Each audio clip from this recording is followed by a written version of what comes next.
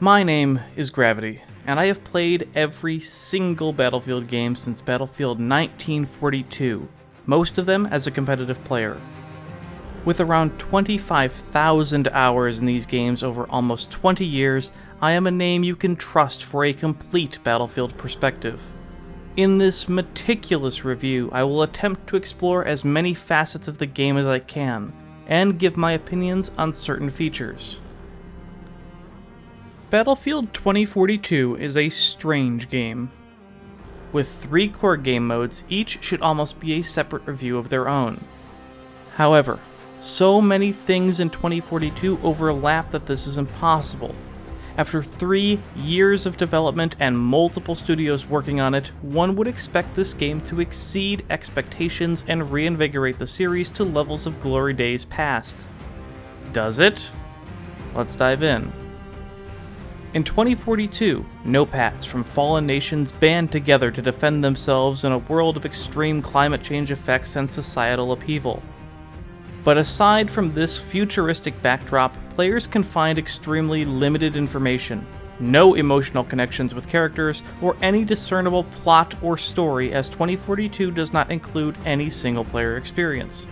Players will need to explore the world of 2042 entirely through the minute details found in multiplayer levels. This is the first time since Battlefield 2142 that a major Battlefield title has focused exclusively on its multiplayer. Given the massive amount of time and effort game studios need to pour into a single-player experience, this is a decision that was desperately needed for 2042, especially after the cool reception of Battlefield 1 and the catastrophe that was Battlefield 5. While not having a single-player campaign might annoy some fans, one can assume this will return in a future title. For 2042, DICE needed to nail the gameplay this time and provided 3 major modes to make up for this loss. In 2042, the classic Battlefield class system has been replaced with 10 specialists so far at launch, each with a unique trait and ability which may or may not be overpowered depending on the circumstances. These abilities consist of healing at range, to calling in supplies, to hacking enemies, to throwing lock-on AT grenades, to outright wall hacks. This system is downright controversial and for good reason. Not only does it not fit in the Battlefield universe and make it not feel like a Battlefield game, but it was clearly inspired by games like Apex Legends and would seem to work best in a full Battle Royale mode that just isn't here. Seeing multiple teammates and enemies all running the same specialist starts giving off vibes of Team Fortress 2 or Overwatch and takes you right out of the experience. The old class system is undeniably better, and if DICE wanted to include gimmicky abilities in the game, they still could have done so with the old system by including a specialist trait that players could simply shift around in their loadouts. More importantly, in a series of games in which just getting the basic mechanics to work as intended in the first place is extremely difficult, walking away from the class system to specialists only creates far more inevitable headaches, from unique assignments, to bugs, to balance problems, to just plain cosmetic requirements. Since they are here, however, the inclusion of specialists should act in theory as a conduit to learn more about the world of 2042. But this just isn't the case. A player might hear a voice line on the main menu screen, or hear their specialists quietly say something during the game after an action. But the most you will ever hear from them are the same 2 to 3 quotes after every frickin' game, and to say it gets old fast is an understatement. For a game without a single player, apparently DICE felt that they could give their writers 2.5 years vacation time, because honestly the quality of the writing here is just embarrassing. And if you play Portal, you are forced to hear the same voice lines after every single match, and listening to discount Seth Rogen say, Well, that was fun," over and over is infuriating. More on the writing. EA and DICE went so far to promote 2042's time period and lore that months before release they released a 9-minute long, pre-rendered, and beautiful I might add, story video entitled Exodus, with Michael K. Brown's Irish character setting up the world of the game. This well-executed cinematic, showcasing a serious and dark storyline with a world in technological, economic, and social crises, is completely tossed aside as junk in the actual game.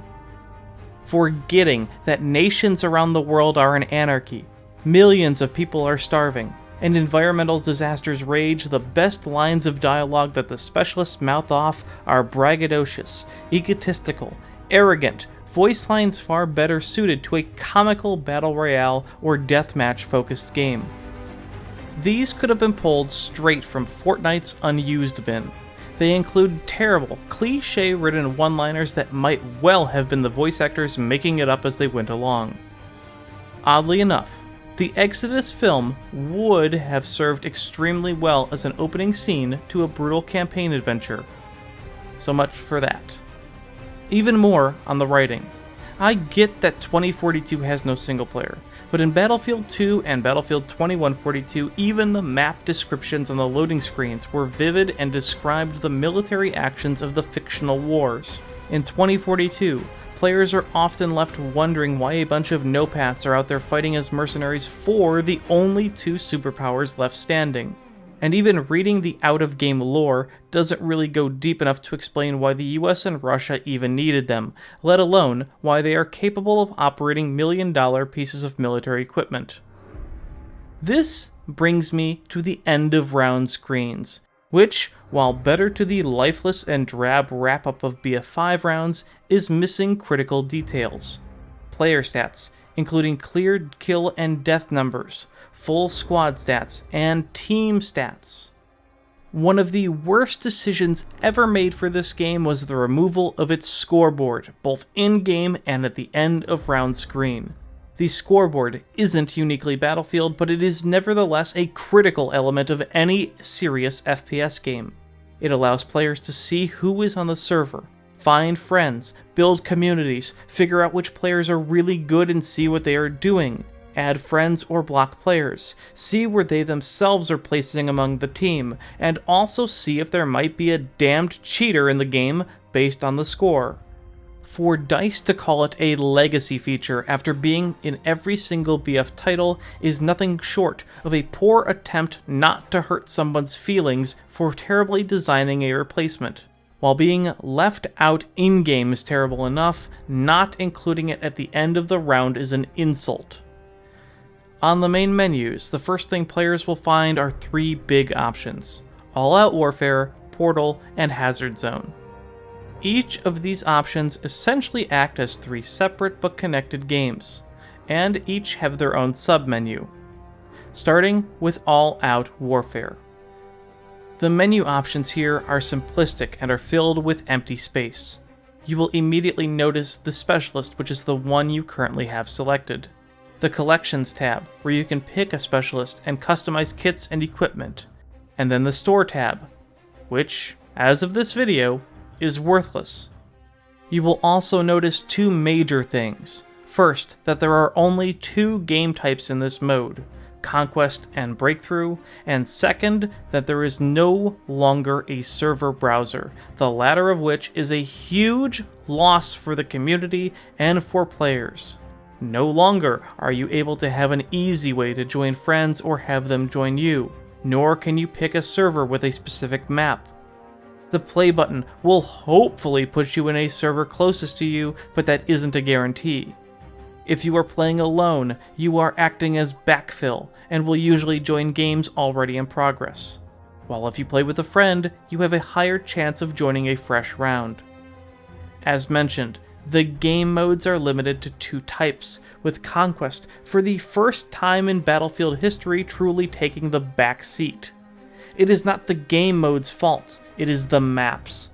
Each of these 7 large maps spreads out the 128 player combat inconsistently, and you will have plenty of time between interactions with enemy players. There are also just not enough transport vehicles to move around the map effectively. Breakthrough has taken center stage due to multiple factors: the intensity of constant combat, the number of enemies in close proximity, the potential for massive kill streaks and vehicle farms. and just far better pacing. This does not stop Breakthrough from, as of this moment, having multiple maps with flags on skyscrapers which are nearly impossible to break as the attacking team, not to mention the assortment of vehicles the defending team can call down on the roof to assist. In the all-out warfare mode, players will frequently find the gimmick of 2042, the inevitable storm, and its visually wild tornado, which can suck up debris, players, and vehicles and toss them like toys. And while 2042's tornadoes are visually impressive, it gets stale extremely quickly, especially when you encounter one in nearly every game. They become bothersome, annoying, a net negative to maps, etc. They are simply in the way when you don't want them to be. All-Out Warfare, arguably the main game mode of 2042, also possesses the highly enraging feature of ejecting players after each round, forcing them to go back to the menu and search for another game. Another game which very well could place them on the same team of the same map you last played, as well as rarely joining maps at the start of the round, making you miss out on picking critical vehicles. The variety of maps in play can be minimal with this system, and if you are playing solo, never being able to start from a fresh round is absurd. Next, Portal. Battlefield Portal is the newest and arguably the most game-changing feature in the Battlefield series in recent years. It is a divided mode wherein 3 past Battlefield games have been recreated and can be replayed, either as they were, or have their game modes and mechanics altered significantly, or even have those game modes mixed and have one game and its features take on an entirely different Battlefield game. The entire purpose of 2042 Portal mode is to exemplify the sandbox experience, something which has been lacking in recent Battlefield games. Portal itself resembles an idea I had a few years back, wherein past Battlefield games would be integrated together over time. However, this mode drastically expands on that idea and capability, and does way too much at once. Portal includes 6 maps, 2 from each of the remastered-ish past Battlefield games, 1942, Bad Company 2, and Battlefield 3. And immediately this is where Portal begins to have issues. Battlefield games are huge, supremely complex experiences that take years to create a single one. They are filled with bugs and engine problems that sometimes take years to fix, if ever. To try and recreate and include 3 of them on launch is extremely ambitious. Significant options exist in the editor to shape the experience as you want it, but if you want faithful recreations of the original games, you are out of luck. For its part, 1942 is the most accurate recreation of the 3 games. Not surprising, given the bare-bones nature of the OG Battlefield. All of the weapons are here, but there are a few problems. Guns are some ways off from the original game. The assault rifles are too accurate, and the medic guns have way too much recoil. On launch, German tanks shove all shots, both machine gun and main shell, off 3 feet to the right. How does that make it to release? The airplane physics feel awful, being on the same physics engine as all the rest of 2042. Which is another shame given that the propeller plane flight physics of 1942 were some of the best in the series. The B-17 is comparatively a flying tank, absorbing way too much ground fire and even multiple tank shells. It seems to have the same health and armor pool as the base game's Condor. And while I know that the original Battle of the Bulge map did not have the medic healing cabinets, it did have ammo crates, both of which are missing on each remastered map. While not critical, these 1942 resupply stations improved players' quality of life dramatically given the lack of health regen, and it would be a nice improvement to see it added going forward. So, a few bugs and balance problems and one missing resupply feature. Overall, pretty good with the exception of the maps. Bad Company 2's remake is fairly faithful, even removing the prone features in the original. But Bad Company 2 was also a comparatively simple game, and it shouldn't be so hard to get wrong. But in the end, two things ruined the Bad Company 2 mode. A lack of complete weapons and gadgets from the original game, and by far the worst bullet spread and hit reg ever seen. It makes playing this game a complete waste. Battlefield 3's remaster is by far the most anticipated of the three, and includes the biggest changes. Maps feel different, and I don't mean the layout. Something just feels off in the scale versus player size. Legendary features such as the helicopter TV missile have been removed.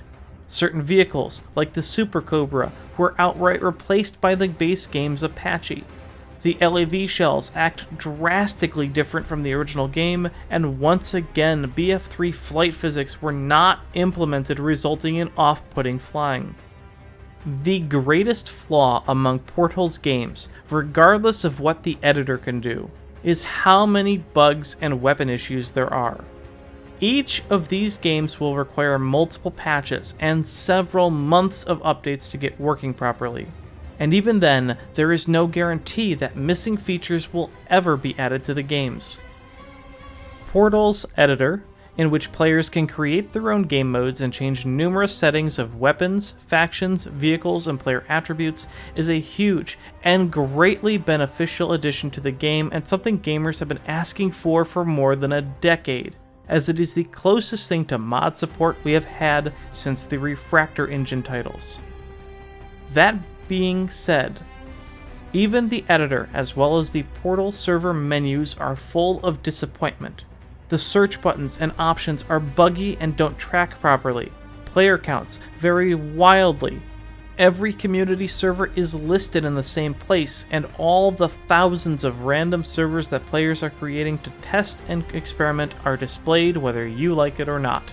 But the chiefest and greatest of calamities are the features that are not included in Portal. There are no persistent servers, something clamored for since their removal after BF1. Simple, and I mean simple things, like the ability to switch teams or all chat, is still fucking unavailable in Portal. Nor are the original scoreboards, the original game's UI, the ability to restart maps or change maps mid-round, favorite servers, or basic other admin features. The Portal game mode should have included as many basic server options as were humanly possible, drawing on the admin tools of all past Battlefield games. Instead, it is emphatically incomplete and comes across as incredibly offensive and lazy. It prevents communities from forming in the long term and implementing their own rule sets on a dedicated server. Instead, servers die out and need to be restarted after emptying out completely. And then, there is the lack of any spectator tools of any sort on launch, a mistake which is downright unforgivable. Spectator tools are the lifeblood of competitive players, the method of broadcasting competitive matches and growing any sort of competitive community within the game. Moreover, these tools are critical to community involvement, allowing players and artists to take screenshots and develop artwork in which promote the game. Finally, allows for the recording of promotional videos, stunt projects, and Battlefield Machinima, which greatly outlives the game's lifespan. Then there are the maps. 2 maps were chosen from each returning title, and aside from the choices from Bad Company 2, which were the best options for increased scale, the developers once again proved that they do not understand Battlefield maps. Battlefield 3's choices of Caspian Border and No-Shar Canals are almost meme-driven. With Caspian, a map already remade in Battlefield 4, players can expect the usual grind over the D flag, though without the BF4 subterranean structure that greatly improved the map quality. Base camps are still very much a thing on Caspian, and one-sided games in the US favor still happen frequently. While I would have loved to see a better, non-base game BF3 map ported, I can live with Caspian.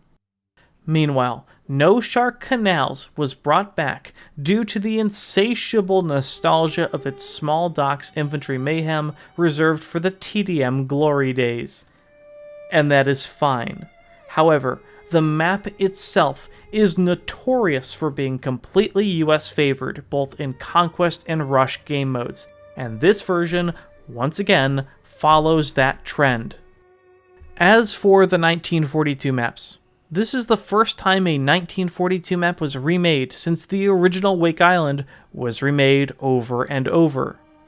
DICE initially called El Alamein and Battle of the Bulge fan favorite maps, which is why they were remade.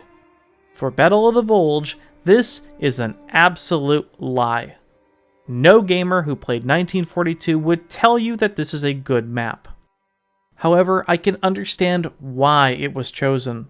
The terrain was an easy adaptation, the size allowed for the appropriate player count, and updated battlefield mechanics would make a much-needed improvement. Despite the upgrade, the lack of cover, bridge camping, choke points, missing health and ammo boxes, and massive tank numbers make Bulge the same sniper fest and tank grind that the original turned out to be. El Alamein, on the other hand, was a fan favorite map. But it is obvious that Ripple Effect did not understand why it was a fan favorite, because it certainly wasn't the map design or terrain layout. El Alamein was popular entirely due to its aircraft. Few 1942 maps brought out a B-17, and flying it around the map and bombing things was one of the most enjoyable things 1942 players could do. We were pretty easy to please back then, as well as dogfighting with the multiple planes over the desert. You could tank then too, just as you can now, but first you must drive an hour to reach any flag, often die there when you reach it, or be bombed along the way. El Alamein is a dull, boring experience that did not need to be remade in its original form. This was a map that could have used a complete multi-flag and terrain overhaul. It is ironic that the most anticipated part of the game among players was the self-described love letter to the community. A love letter which, as released, is drastically incomplete and missing features critical to the Battlefield community. Portal is a grand experiment, but releasing it all at once alongside the base all-out warfare mode splits the community hard, and results in significant disappointment if the correct features are not included. Portal should have come later on when it was more polished, and with only one complete game at a time. These games are so detailed, so complex, that remastering one should not be taken lightly. Moreover, Portal as a whole should be its own giant and separate Battlefield experience, unrelated from 2042. With constant updates over several years, adding in additional Battlefield maps and title remasters, along with new editor tools and options constantly. It would be a hugely successful multi-year Battlefield project growing in scale and complexity. But here, tied to 2042, with a separate studio overseeing its development, it is obvious how rushed it was, how inexperienced with past Battlefields they were, lacked knowledge of why people enjoyed those games, and most of all, with a project with so much potential, it is completely uncertain how much of a future it has. And that scares me. Lastly, there is Hazard Zone. Hazard Zone is the not a battle royale game of 2042 that just doesn't belong. I am not saying it doesn't have potential, but as one of the 3 core pillars of the game, this completely dull and unfinished experience is just completely out of place. This mode plays similar to any other game like Apex, Tarkov, or Hunt Showdown, except Those games are 100% dedicated to the formula and not some tacked on incomplete waste of time. The specialists, which were so clearly designed for a game mode such as this, thrive. But to what end? The game mode features 32 players, 8 squads of 4, thrown together in a mix with the objective of extracting data drives from the map before the round ends. AI bots roam the downed satellites and simply exist to draw fire from your human foes, or alert them to where you are.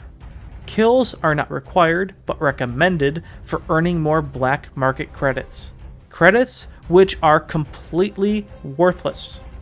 These credits you earn at the end of the round only apply to purchasing upgrades and weapons for the next round of Hazard Zone. There is nothing special about the gadgets, and there are no unique or special weapons to use in this mode which you wouldn't already have unlocked in the other game modes. Nor are there any weapons or skins or any incentive whatsoever to keep playing it. There are also no unique maps dedicated to the game mode.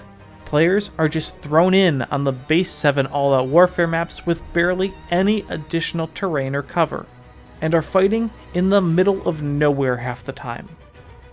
Although, oddly, the maps do include far more transport vehicles like the ATVs, which should have been everywhere in the Conquest maps, and also feature the missing ammo stations, which are missing from BF's 1942 modes in Portal.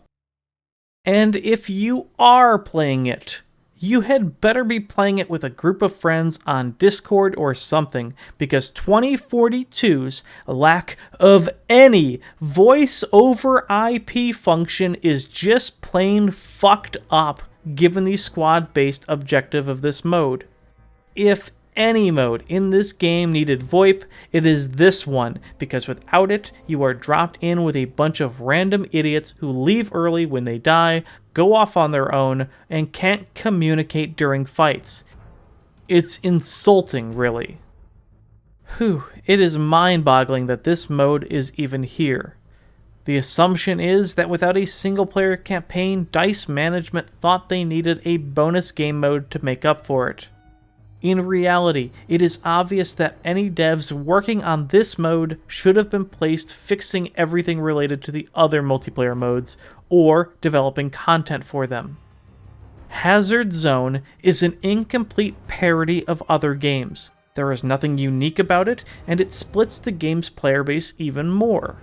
It is boring and offers no rewards other than to do it again.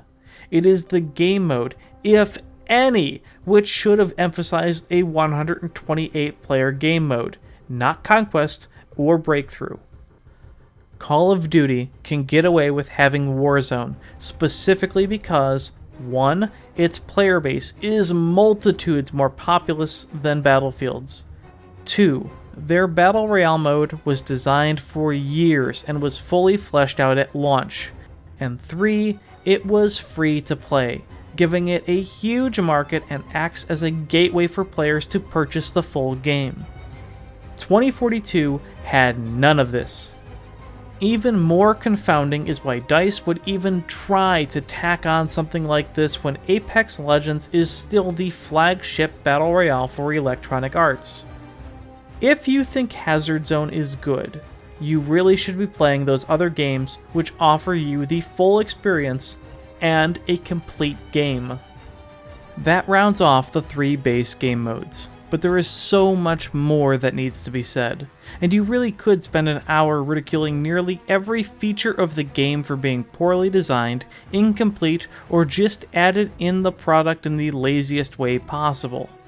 For example, some of you might be wondering what music has been playing in the background of this video. It's pretty damn great, isn't it? Battlefield soundtrack? No. It is the score to Call of Duty Vanguard by acclaimed composer Bear McCreary, who actually has numerous video game titles under his belt. I did this to save you from the embarrassing, chalkboard-scratching, harpy-screeching 2042 soundtrack by Oscar winner Hildur. Got that. All right. Whoa. Ugh. To say that 2042 features the worst soundtrack in history is no exaggeration. It is short and is more a collection of scribbles, scratches, and notes than a score. Torturing a cat may have sounded better. As the rounds in-game come to a close, players are forced to hear the same harsh cacophony for far too many tickets.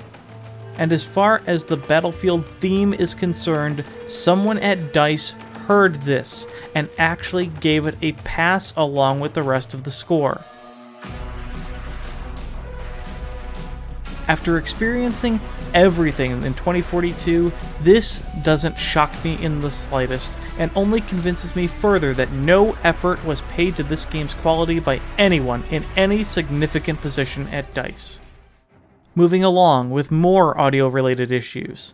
The guns themselves sound bland and similar to each other. The weapons of past Battlefield games in Portal mode, particularly of BF3, which were loved for their sound effects, are insultingly bad and offer no satisfaction at all.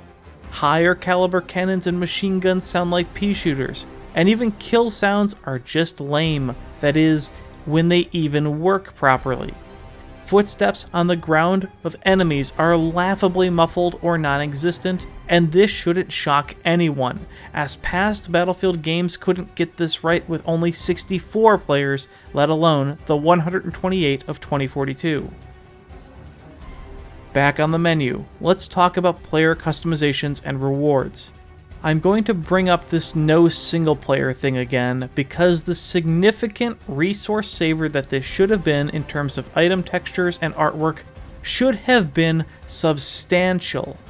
After 3 years in development, there should have been an overwhelming amount of skins for each character, each vehicle, and each weapon.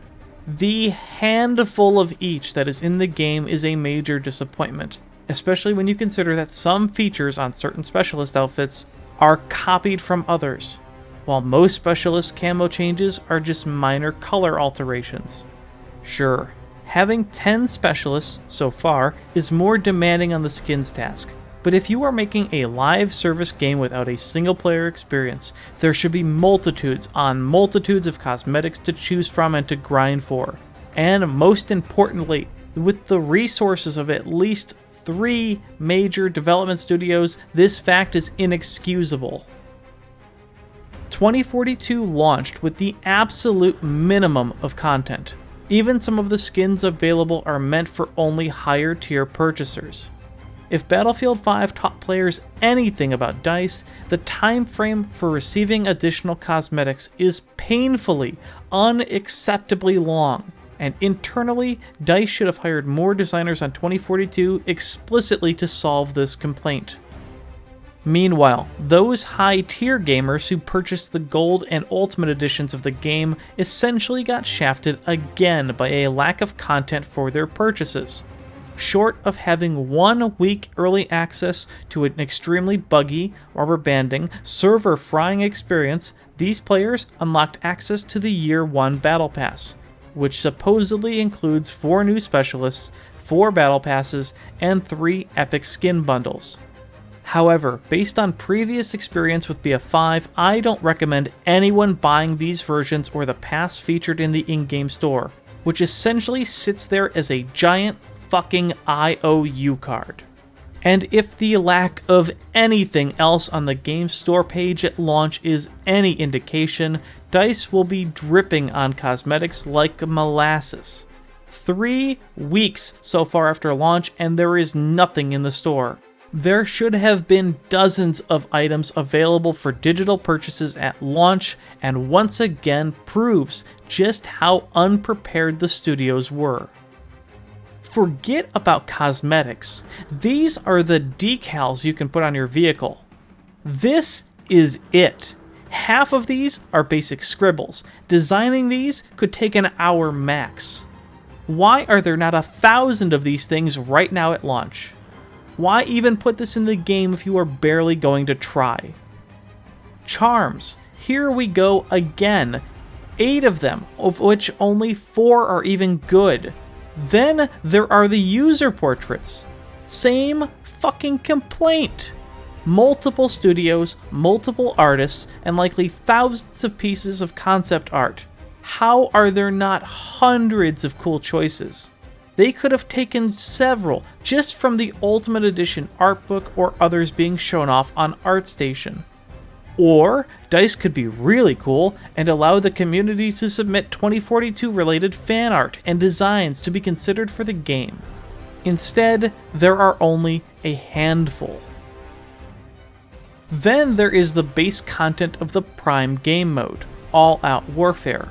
Once again, someone would think that not spending years working on a single-player experience would allow for much more content in the flagship multiplayer mode. But it's not even close. Just 7 maps, some of which are among the worst in the series, are all that players can experience when there should have been a minimum of at least 10 with many more on the way. The Conquest versions of the maps are so large and so spread out that they turn into walking simulators or vehicle farms, as strong vehicles will be far less threatened by the spread players.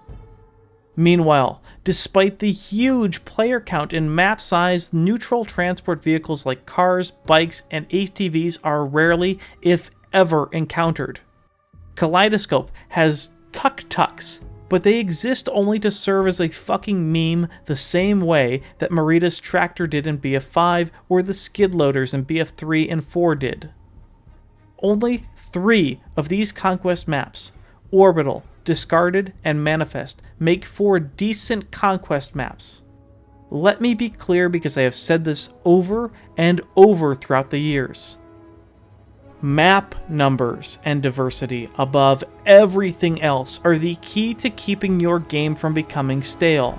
Maps need to be the top content priority in a Battlefield game, as the rotation will keep players involved and learning, and coming back, especially if they find maps they enjoy. This is partly the reason that past Battlefield games, Battlefield 2, 3, 4, even BF1 succeeded. There were map packs dropped every few months with multiple maps, and it injects new life every single time. On top of small map numbers, there is also dramatically reduced levels of destruction on the new maps, one of the most Battlefield-centric things.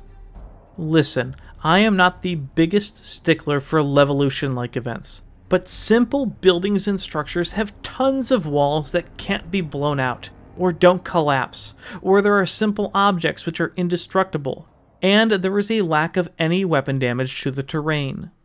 10 years ago for BF3 I would have been fine with this, but the lack of any wow factor regarding environmental physics and destruction once again is a massive disappointment. Guns are also in short supply. 2042 features the smallest list of base game weapons in decades. 3 pistols, 4 SMGs, 4 ARs, 1 rocket launcher with scope and spread problems, 3 DMRs, 3 snipers, 2 LMGs, 2 shotguns, and 1 lever action rifle. 23 weapons, including the rocket. Sure, some devs are gonna say, yes, but look at all the guns in Portal. Yeah, I see them, and it's just not an excuse. It just highlights so many more problems in this game's development.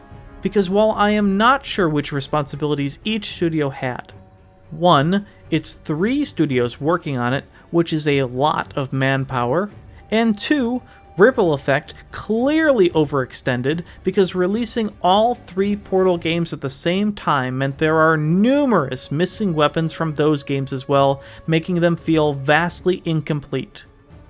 Vehicles fall into the same boat. Not that there are any boats. The vehicles of 2042 are extremely limited, with both US and RU sharing half of them. The ground transports, the MAV, the Nightbird, and the Wildcat, denoting no innovation or design effort, but also half of the vehicles just don't function properly at all. It is like the vehicle teams don't even playtest or enjoy the vehicles that they make. Hovercraft that can practically fly and vertically scale buildings have made it a fucking month past release. Not a single dev noticed this and thought, huh, It shouldn't be like that.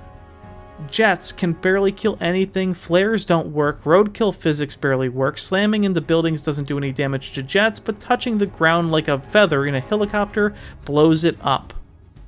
The laziness of the vehicle team also applies to every mounted gunner weapon. The lack of diversity of the vehicle weapons mean that, among other things, no vehicle feels unique. All weapons are the same no matter what you are in, and there is no distinction of abilities. Everything gets a repair ability. Everything gets a minigun. Everything gets a 30mm cannon, the 50mm cannon, the rocket pods, the grenade launcher, the mortar pod, the tow missile, just fucking everything. What is the point of vehicles if everything is the same? And speaking of vehicles, let's bring up the terrible evolution of the vehicle deployment menu that is once again being used from BF1 and BF5. On each map, the single vehicle button on the deployment screen contains the vehicle menu. This menu groups certain vehicles together under categories, with each category having a select amount per map.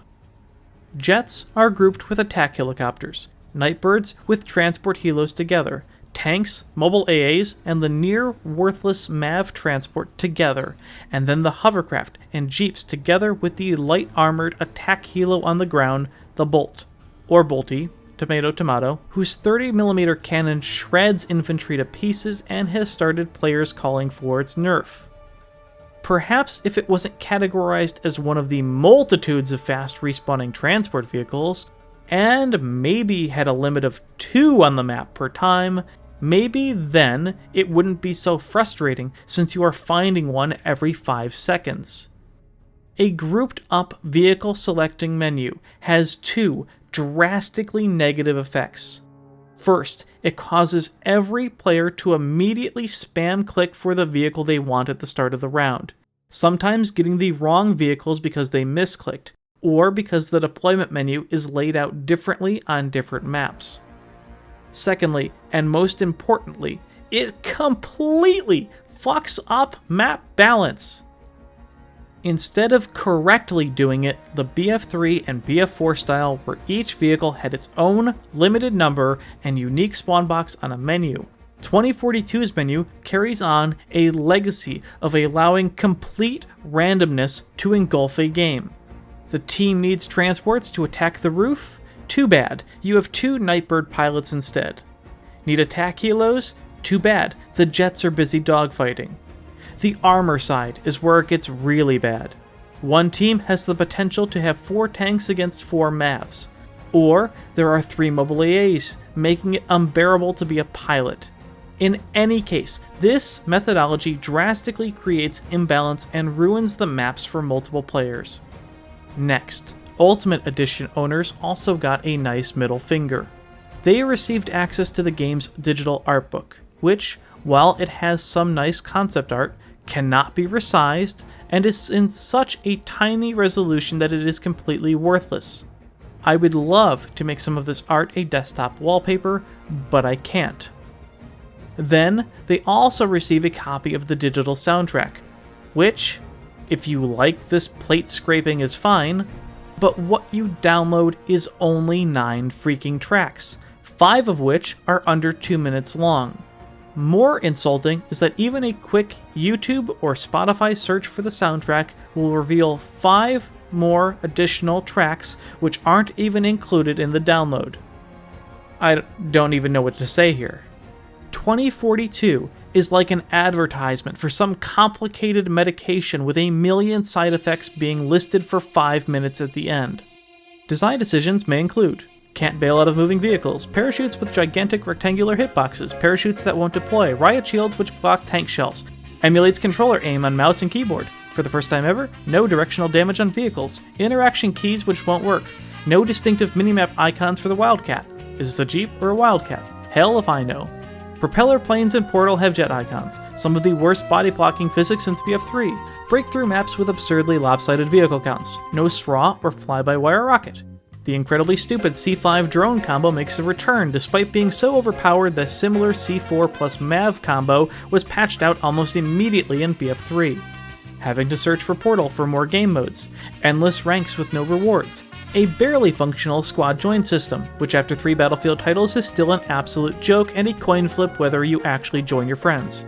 No map votes. Tanks have the hated slow turret turn speeds. Tank shells and helicopter gunner shells look like a mess of pixels. No persistent servers. There is no testing grounds to experiment with weapons, damage, physics, vehicles, or aim, and it is once again mind-boggling how something so small yet so worthwhile as BF4's testing range was never repeated.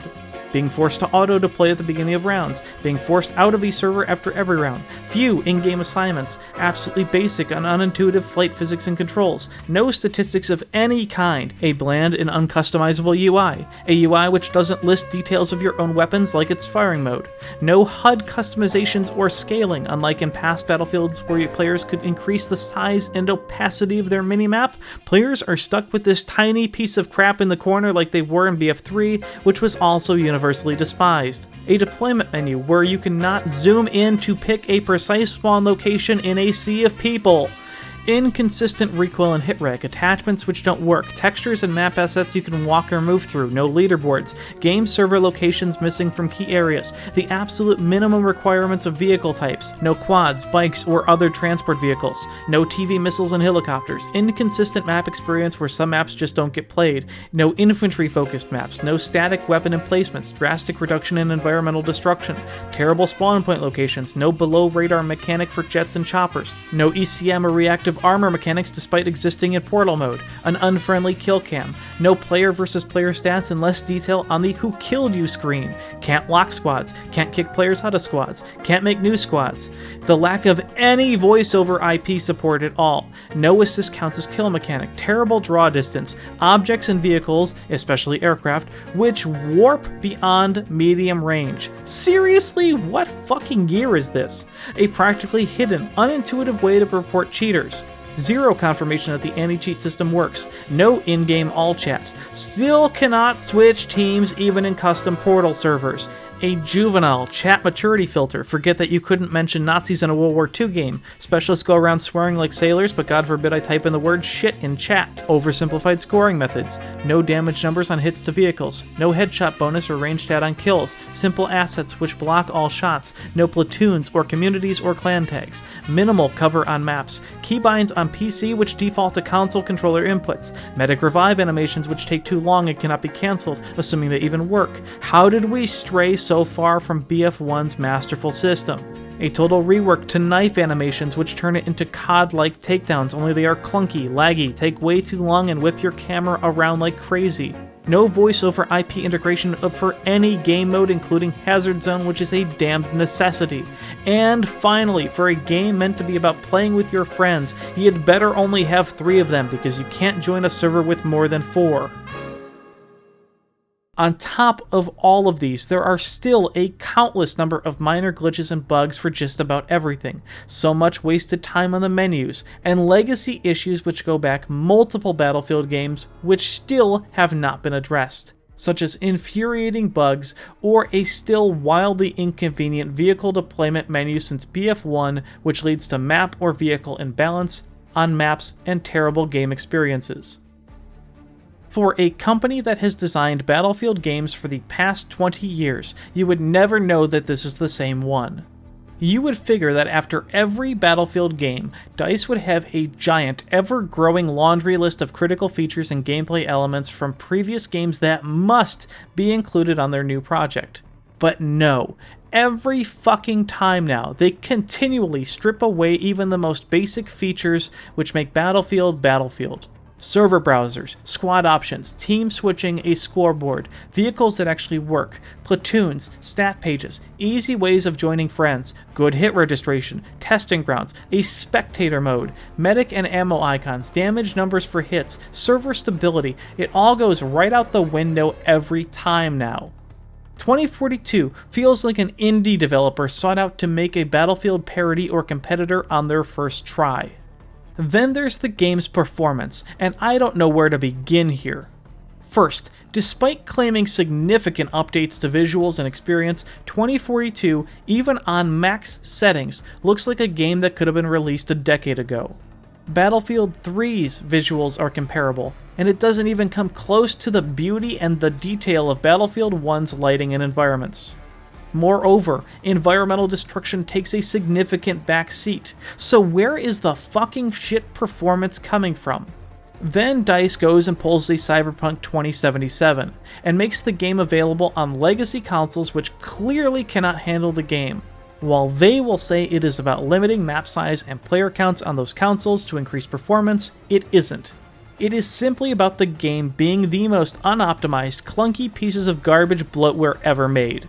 It doesn't matter if you were on a legacy console or a $3,000 gaming PC from this year. The frame rates are terrible, the stutters are reprehensible, and the excuses are insulting. If you were trying to run it on ancient hardware, why wouldn't you try your damnedest to try to get it running smoothly? Instead, support staff and community managers have been peddling the lower your settings and make sure your graphic drivers are updated bullshit. People with high-end PCs running a 5950X and GeForce 3080 should not be forced to play on all low to scrape by with barely 120 frames. 2042 has proven to be CPU heavy, full of memory leaks causing dramatic shifts in frame rates, and crashes left and right. PC players cannot even switch the game to DX12 in the options menu. They need to go into the config files, and even that might buy 15 to 20 frames. How many Battlefield fans and community members spent thousands of dollars upgrading their PC, all excited to have a new Battlefield game, only to barely scratch 60 FPS? Their anger is warranted, their refund demands are warranted, the game's performance is despicable. Battlefield 2042 is a fucking shock and awe campaign of bad decisions, mismanagement of time and resources, gross overambition, laziness to the nth degree, and zero self-awareness. It is blatantly obvious that nothing in the game was tested in any meaningful way. The fact that hovercraft worked like tanks on launch and scale vertical objects, that having 64 players defending a rooftop objective and could call in vehicles on that rooftop, that some specialist traits are beyond broken, that some player respawn positions on points can be meticulously farmed and yet can't even deploy because there are 64 players that need to spawn in and the game can't stack them. That Portal has amazingly simple game features that are beyond incomplete. All of it. It encapsulates an infuriating game experience that beyond a shadow of a doubt was not tested at all, or by any meaningful numbers, or by anyone with a fucking brain. How in the hell is a game without a single player and this incomplete and untested multiplayer modes actually sold to players for $60? Let's not even begin to talk about the fucking scam that the more expensive editions are. Fraud might be the better word. In it, such a critical thing to playing your FPS game like hit registrations and mouse input is completely messed up. On top of that, the comprehensive abandonment of PC-centric gaming has contributed to this. Developers are working and playtesting with console controllers and emulating that movement to the mouse and keyboard because it's cheaper and easier, but promotes a dulled down and simplistic analog experience. And then, 3 weeks after release, the first large patch delivers a bug so bad that many PC players cannot even look horizontally with their mice, and requires technical research to fix, and no hotfix went out. I wouldn't fault gamers for quitting right here. Your FPS game has one basic function, and you can barely get it to do that. This is how you know your game failed. 2042 should have been delayed a full year in addition to its 1-month delay it received, which clearly had no impact. How it was ever claimed to be way ahead of schedule is mind-boggling. But even then, the experience would just remain largely the same, as the top-down design changes would still be there. It is proof that upper management at DICE needs to be removed. Thankfully, we are now seeing a shakeup 3 weeks or so after 2042's release. They have no idea what made the series great. what features in past games made for great gameplay, how gaming communities form or on what features they depend, how to allow a competitive scene to thrive or even exist, or just admit that some design elements are just fucking wrong. Each employee at DICE, especially management, should be forced to play and analyze each Battlefield game and figure out what is fun and what is not, maybe as a company as a whole.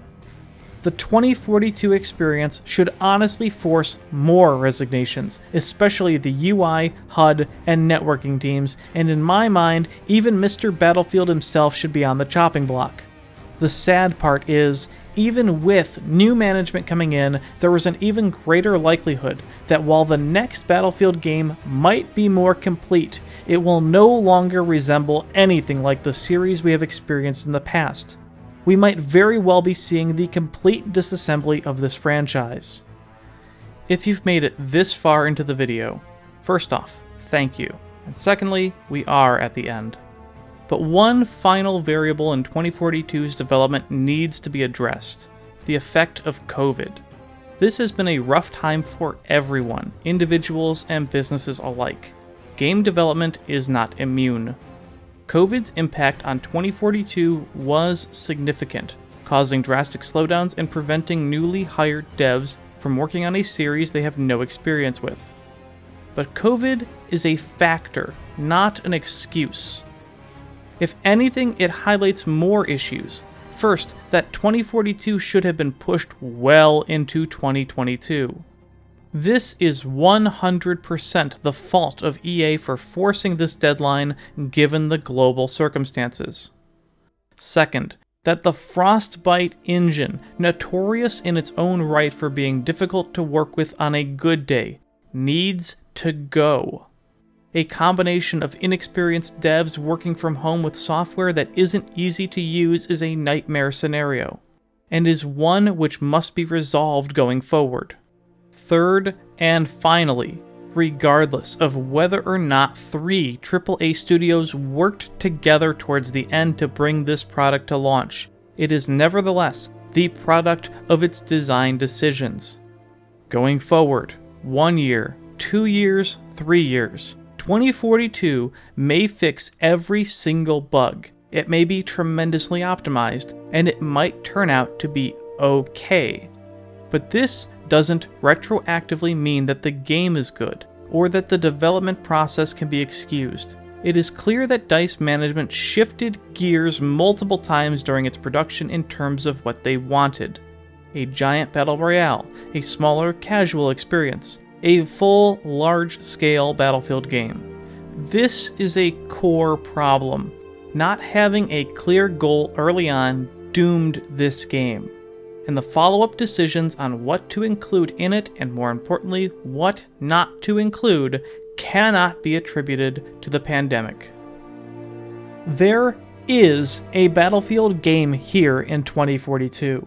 It is just buried deep under this catastrophe. 3 weeks after release, there is no apology, no admittance by anyone at EA or DICE that 2042 is a cataclysmically incomplete project.